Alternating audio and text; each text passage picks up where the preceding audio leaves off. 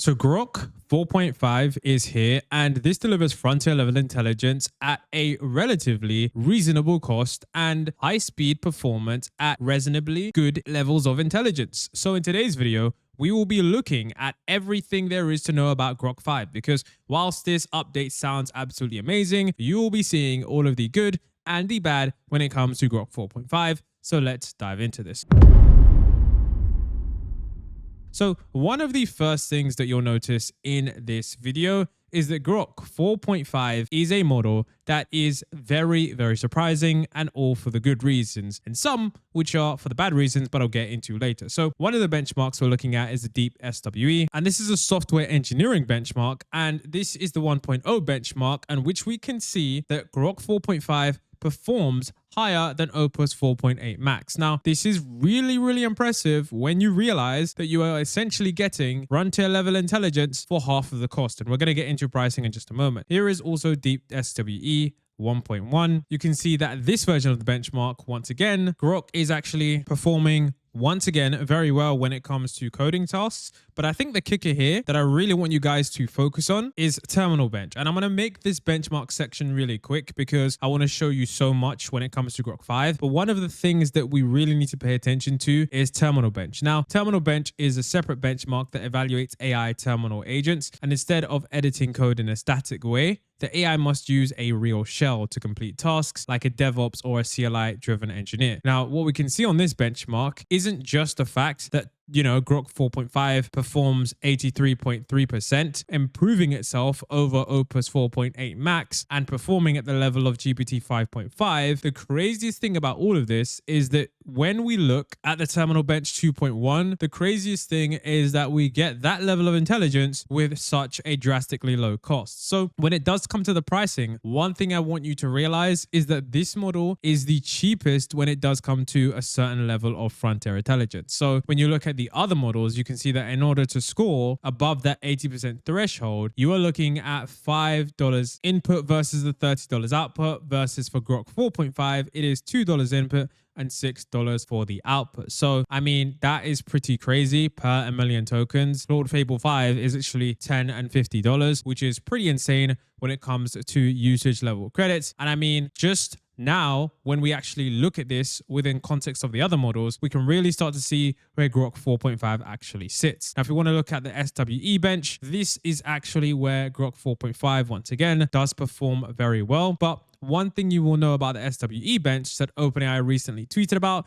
and I'm only adding this because Grok actually doesn't really excel at this benchmark, but does very, very well, is that they found that there were 30% mistakes on this new benchmark. Not to go into benchmark detail here, but you'll understand that why benchmarks aren't as reliable as we think, but they've essentially audited the SWE Bench Pro, and they found it no longer reliably measures frontier capability. So when we're looking at the SWE bench, it's important to know that this benchmark does show that Grok 4.5 is performing exceptionally well, but do take it with a grain of salt. Now, one other thing that is really, really good when it does come to Grok 4.5 is the fact that this is a model that is apparently essentially Opus level in terms of intelligence. And if you wonder which Opus level that is, it is between Opus 4.7 and Opus 4.8. Grok themselves are comparing this model to Opus 4.8, but I would compare it to Opus 4.7, which I'll show towards the end of the video. Now, the key thing here that you can see on screen is that they say that this is faster than Flash model. So Grok 4.5 is served at a fast model speeds of 80 tokens per second, combined with twice greater efficiency than the latest leading models at the same tasks. The model delivers intelligent results to you more quickly and at far lower costs. So essentially, this is 4 times more token efficient than Opus 4.8, which is something that we know is really important, because if your model is token inefficient, you essentially get charged, more credits, because you end up eating through that usage because your model is going to be thinking more and more. So one of the things I've seen floating around on Twitter is that this is super fun to use because you can just get so much done when it comes to coding capabilities. But this is something that you need to factor in when you're wondering if you should use this model. Now, here was something that is really, really impressive that puts it even more into perspective. This is the Cursor benchmark. So this is Cursor's benchmark that they use to evaluate AI models. And so this benchmark by Cursor is their own coding benchmark, and Essentially, this one is, can a model really work on a real code base? And this is, not really like a standard coding exam. It tests longer, messier tasks involving multiple files, tool use, code base understanding, bug finding, planning, and code review. And Cursor says that they use their own evaluation because other systems are kind of essentially awful. Now, of course, you do have to remember the fact is that Cursor is owned by SpaceXAI. So SpaceX not a few months ago, literally last month, agreed to buy the company behind Cursor for $60 billion. So of course, once again, whilst this benchmark does show the Grok 4.5 high does perform better at Cursor's benchmark, this should be taken with a grain of salt, because we do know that whilst this is super impressive because it costs you $1.50 for that task. When we look at Fable and the other models, they're, noticeably more expensive. We have to understand that this is the company that is, owned by SpaceXAI. So it would make sense that they would publish a result that is, of course, showing the model in a good light. Now, the thing you can see here is someone said Grok 4.5 delivering Fable level performance at 1/117th of the cost. And he says, in fairness, Fable is definitely better than Grok 4.5, but most tasks don't require Fable level capability. And I do think this is true. One of the things that we're now seeing with AI frontier models as they're released is that even if a model is much better when it comes to frontier level capability, most people will not have the use case for that. Most people just simply won't ever see that upper echelons of capability because their standard tasks don't really require that level of intelligence. So when we look at where Grok 4.5 is, we can see that if you want to see how effective the model is, I think this is the best charts for that, because this is the intelligence versus cost per intelligence task index. So essentially what they show is how much does it cost to get a certain level of intelligence task to do. And they have this most attractive quadrant in which there are certain models inside. So there's not really a model inside there. The only model inside there is Gemini 3.1 Pro Preview, but we can see that Grok 4.5 is very bordering on that line, which means that when it comes to the actual cost per task and the level of intelligence that you do get, you start to see models that are in that central, in the top left area. That is going to be where you're getting the most bang for your buck. And so this is one of the models that is once again very good at the intelligence to cost per task level. And the reason I like this chart so much is because oftentimes when a new frontier model is released, it does become quite hard to understand where you're going to physically put that model when you're comparing it to all of the others, because sometimes it might be better on this or that. But if you're just looking for a broad look at where that model will sit, this is one of the very best places where you can just get a quick glance and even just look at where the other models are in terms of the intelligence versus the actual price of what you're getting. And so another benchmark where Grok actually performs really well is the GDP val. So if you aren't familiar with this benchmark, and like I said, I don't want to get into benchmark stuff too much because looking at charts doesn't make sense. But a thing that really surprised me with this one is that GDP val is, of course, the benchmark where you get to see how effective people are at real work. And this is the one where we actually do get to see the Grok 4.5 does perform much better than other models. So you can see that Grok 4.5 performs at 29% compared to GPT 5.5% at 22% and Opus 4.8 at 21%. And I, of course, will have to, test this out. But if this is true and if this is real for Grok 4.5, this is a huge leap, because I think we're in the stage where a lot of people are using these models for real work. And along with these agentic harnesses now, if Grok 4.5 is at 29%, which means it's better than GPT 5.5 and Opus 4.8 for real world work, which is what that benchmark, looks at, real professional deliverables, then this is a standout result. Next, what we do have is Grok 4.3 left, and this is a very niche benchmark. You can see how much the reasoning level has increased. This is a Minecraft benchmark in terms of just looking at the builds. I know it might be crazy to add this, but I do want to show you guys some of the visual stuff. We will get into the coding performance a little bit later in terms of the demonstrations. And so once again, if you want to look at where Grok 4.5 high is in terms of overall, you can see that it sits above Sonnet 5 and GLM 5.2,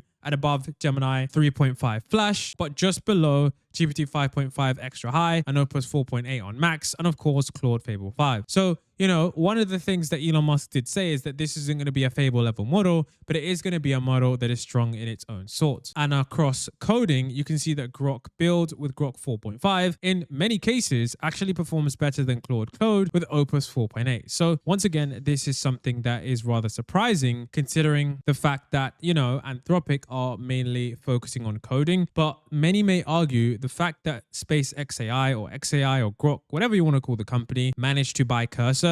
They got access to so much training data from code, so they were able to really improve when it comes to coding. And so I do wonder if this is going to bode well for the future for Grok 4.5, because if they are actually really good at coding, that advantage is quite likely to compound because they have so much training data. So it will be interesting to see where things go in the future in terms of how effective they are going to be when it does come to coding. Maybe this is the first example of Grok 4.5 showing us that when you have that data and you have all of it and you have the entire company, you are able to make very quick gains on very specific benchmarks. Now, another benchmark that was super surprising, and this was tweeted out by Tech Dev Notes, is that Grok 4.5 is #1 on Harvey's legal agent benchmark. So this is essentially a benchmark that tests an agent's ability to complete legal work using documents, spreadsheets, presentations, and file system tools. And Grok 4.5 apparently comes in at 12.92% with a cost per test of $2 and very low latency. Now, like I said, this is a standout level because most people, the only time you're going to realize a model has gotten better is if you're using it to, complete actual work, deliverables, work with real files. And so I'm not surprised that companies are now looking to maximize on this benchmark rather than just exam results, because in the real world, whatever actually performs greatest is the one that people will use. And Harvey is essentially an AI company that uses LLMs for law. And so this is one of those areas that you would expect other frontier models to actually be excelling at. So this one is super duper interesting. We don't even see, frontier models like GPT 5.5 all the way up there. So seeing it, below Minimax M3, it does make me question this benchmark just a bit. But nonetheless, GPT models being lower is what it is. But Grok 4.5 being where it is still very impressive. Now, one of the things I want to talk about is, of course, the skeptical nature of the model. Now, I'm not doing this to hate on SpaceXAI at all. I think what I want to do is give you guys a fair and unbiased video. So I came across this tweet by Jimmy Apples and he says it's contaminated. So I was like, what do you mean it's contaminated? And when you actually look at the fine print of the Cursor benchmark, you can see that Cursor themselves have admitted that Grok 4.5 has an advantage on Cursor Bench because an earlier snapshot of the Cursor codebase was accidentally included in a training. It says the exact impact is unclear. The data has been removed for future models, and in parallel,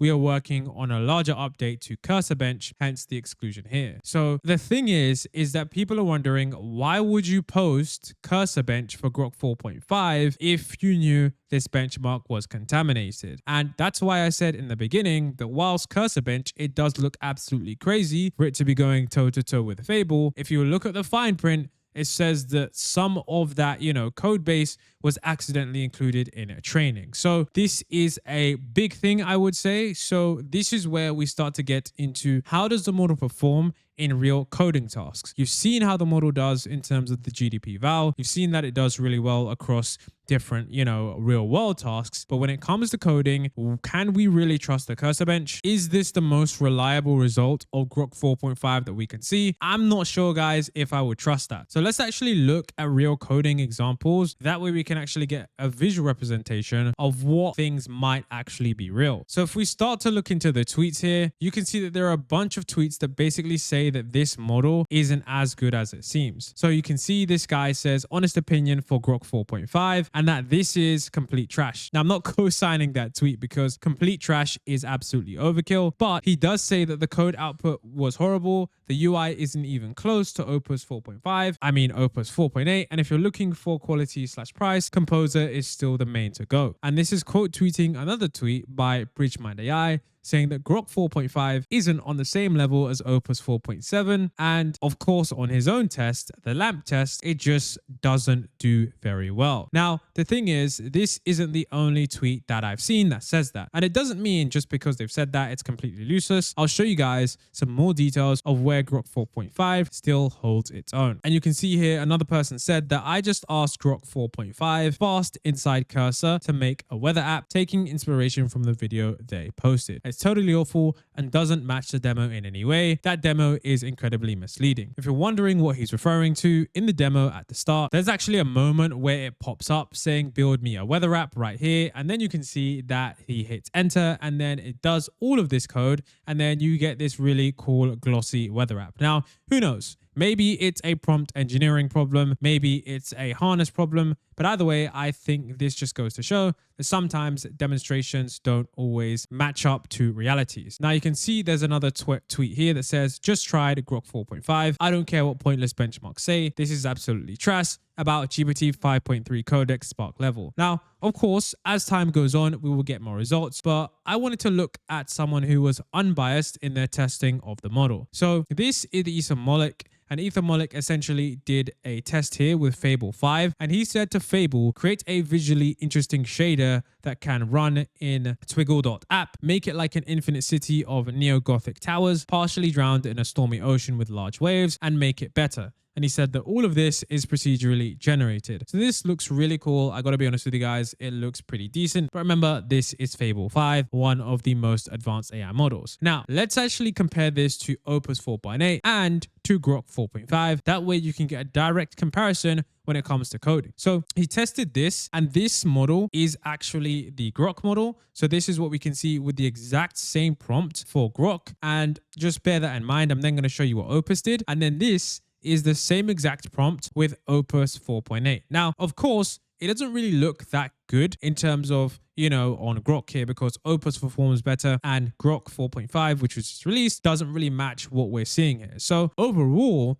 what we can say is that maybe there may be some individual, you know, specific cases where the model underperforms, and maybe in other unique areas, the model does perform better. I think this is once again the jagged intelligence frontier coming true, but let's go one step further. GM Cloud tweeted out this. GM Cloud tweeted that they tested this against Claude Opus 4.8, GLM 5.2, and Sonnet 5, and they wanted to do a rocket launch. And so when we actually look at the different examples here, we can see the differences in coding ability for this small test. And I mean, we can clearly see that Grok 4.5 does hold its own here. I mean, maybe it's not the best. I mean, in some things you could essentially argue personal preference. And to be honest with you guys, every time you do a run, it's probably going to generate something, you know, mildly different anyways. So you do have to factor that in. And so at the end, what we can see here is we can see the fact that, you know, certain models have different quirks. Some of them take longer, some of them cost cheaper, some of them are more effective. So it really is up to you what you're going to be using the model for.